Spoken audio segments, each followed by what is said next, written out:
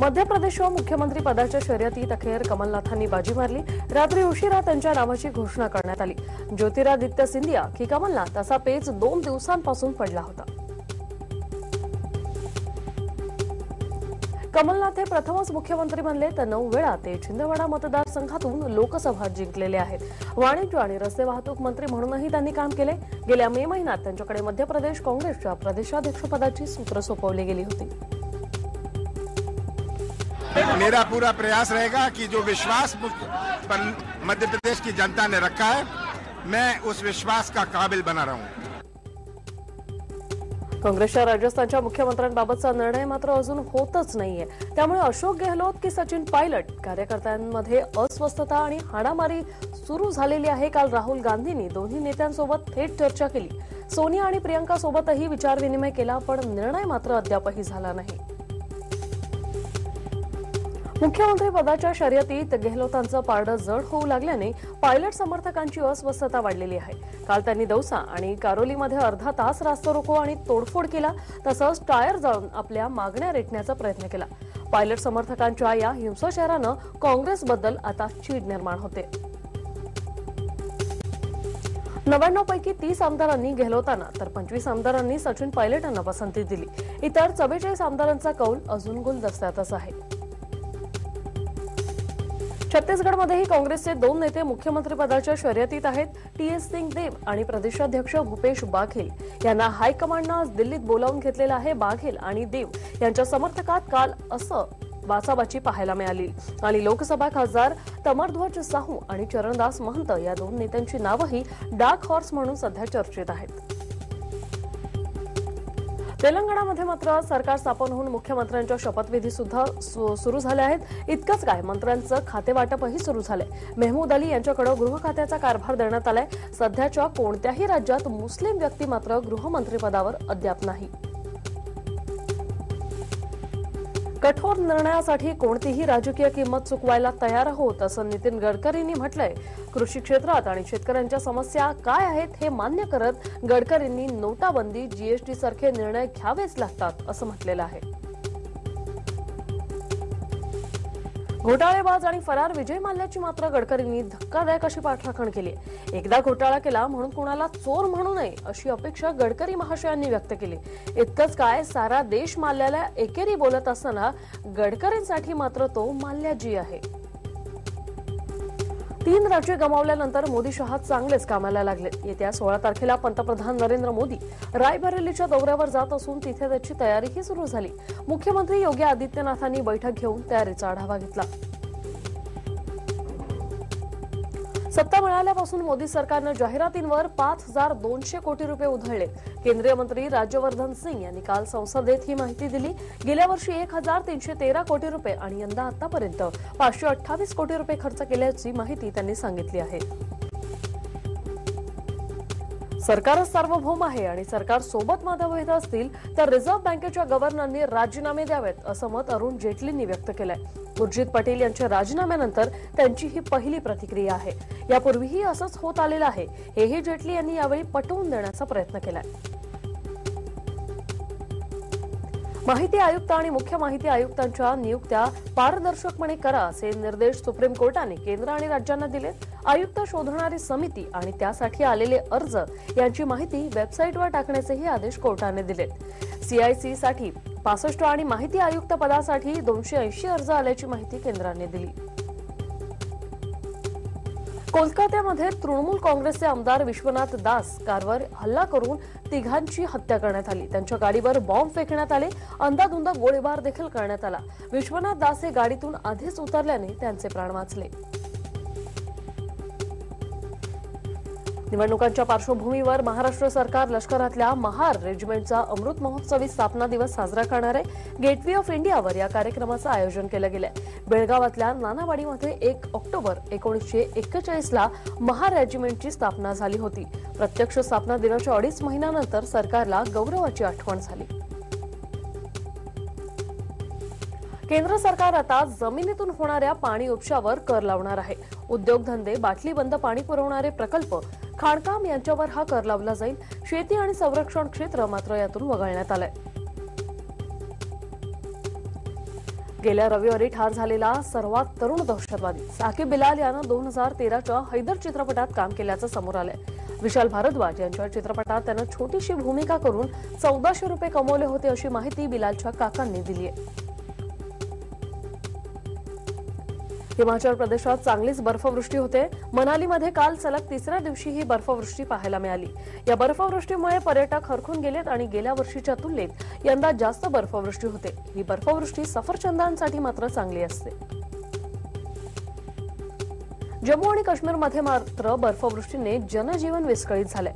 उधमपूरमध्ये राष्ट्रीय हायवेवर अशा हजारो ट्रक अडकून पडल्या होत्या. वाहतूक पोलिसांनी सर्व प्रकारची वाहतूक काही काळासाठी स्थगित केली होती.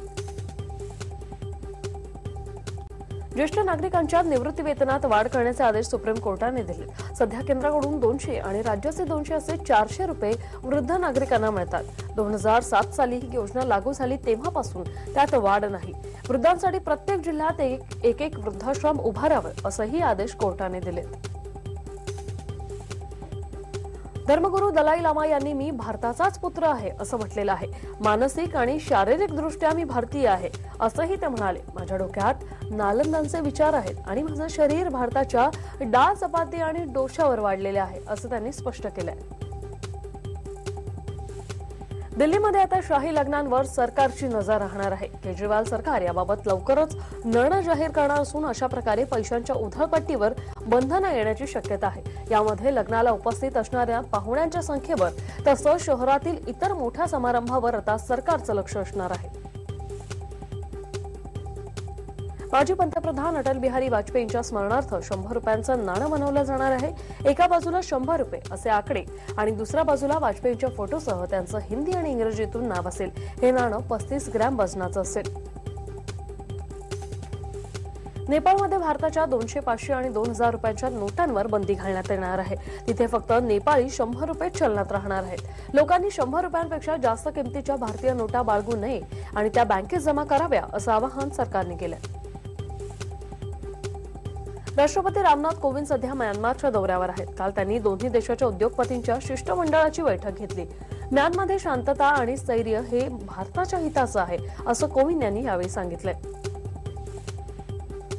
ब्राझीलमध्ये एका चर्चवर झालेल्या हल्ल्यात 5 जण ठार झालेत. एका माथेफिरूने अचानक येऊन अंदाधुंद गोळीबार केला. काय होतंय हे कळायच्या आतच 5ही जण ठार झाले. फ्रान्समध्ये सध्या ख्रिसमसची धूम आहे. दहशतवाद्यांनी नेमकी हीच संधी साधून स्ट्रासबर्ग मधल्या ख्रिसमस मार्केटला काल लक्ष्य केलं. या हल्ल्यामध्ये 1 जण ठार झालाय. पोलिसांनी दहशतवाद्यांचाही खात्मा केलाय. ब्रेक्झिट समझोत्यावरून अडचणीत आलेल्या ब्रिटनच्या पंतप्रधान थेरेसा मे यांनी विश्वासदर्शक ठराव जिंकलेला आहे.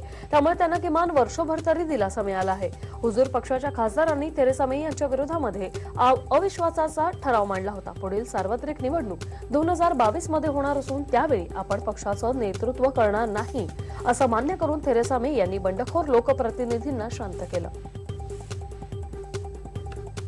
अमेरिकेच्या सिनेटनं सौदी अरेबियाचा राजपुत्र मोहम्मद बिन सलमानला पत्रकार जमाल खाशोगीच्या हत्येला जबाबदार ठरवलंय. तसा प्रस्ताव सिनेटमध्ये मंजूर झालाय. 2 ऑक्टोबर रोजी खाशोगींची इस्तानबुलमध्ये हत्या झाली होती.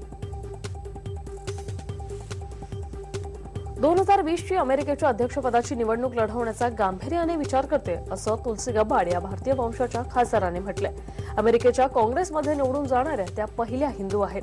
त्यांना डेमोक्रॅटिक पक्षाची उमेदवारी मिळाली तर त्या पहिल्या हिंदू ठरतील आणि जिंकल्या तर पहिल्या महिला सर्वात तरुण अध्यक्ष देखील ठरतील. अमेरिकेतले ब्युटी कॉन्टेस्ट जिंकलेल्या एका मॉडेलला लैंगिक शोषणाच्या आरोपाखाली अटक करण्यात आली आहे. मिळालेल्या माहितीनुसार 28 वर्षीय मॉडेल रॅम्से बियर्सवर 15 वर्षाच्या मुलाला न्यूड फोटो पाठवल्याचा आरोप आहे.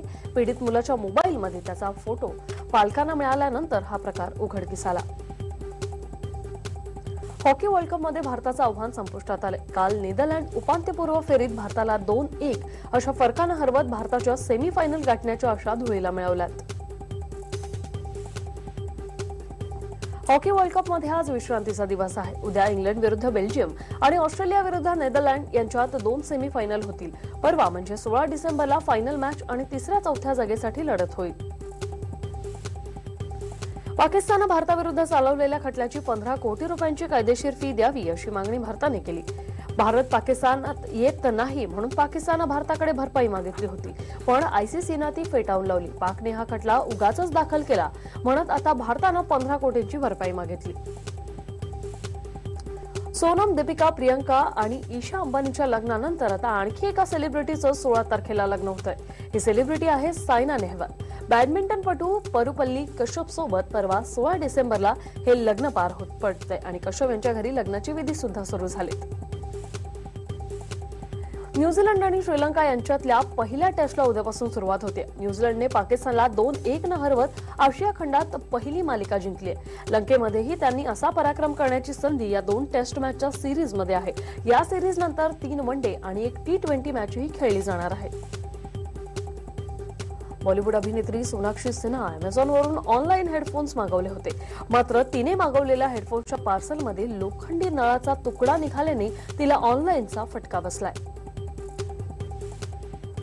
सीआयडी या गाजलेल्या टीव्ही मालिकेचे निर्माते दिग्दर्शक ब्रिजेंद्र पाल सिंग यांची FTIच्या अध्यक्षपदी निवड करण्यात आली. केंद्रीय माहिती आणि प्रसारण मंत्रालयाने हा निर्णय घेतलाय. द क्वीन ऑफ झांसी या चित्रपटाचा पहिला ट्रेलर 18 डिसेंबरला रिलीज होणार आहे. कंगना रनौत यात राणी लक्ष्मीबाईची भूमिका साकारत आहे. राणी लक्ष्मीबाईंना साथ देणाऱ्या झुंजार रणरागिणी झलकारीबाई ही व्यक्तिरेखा अंकिता लोखंडे साकारते. खांद्यावर बंदूक घेऊन बसलेली घोडेस्वारी करतानाचे अंकिताचे फोटो सोशल मीडियावर व्हायरल झाले. मुळशी पॅटर्न या चित्रपटाचा हिंदी रिमेक करण्याचा विचार सलमान खान करतोय. सलमानची बहीण अर्पिताचा नवरा आयुष शर्मासाठी तो चित्रपटाची निर्मिती करणार आहे. लव यात्री या चित्रपटातून त्याने बॉलिवूडमध्ये पदार्पण केलं. मात्र हा चित्रपट चांगलाच आदळला. आता त्याचं करिअर सावरण्यासाठी सलमान मुळशी पॅटर्नचा रिमेक काढणार असल्याचं म्हटलं जातंय.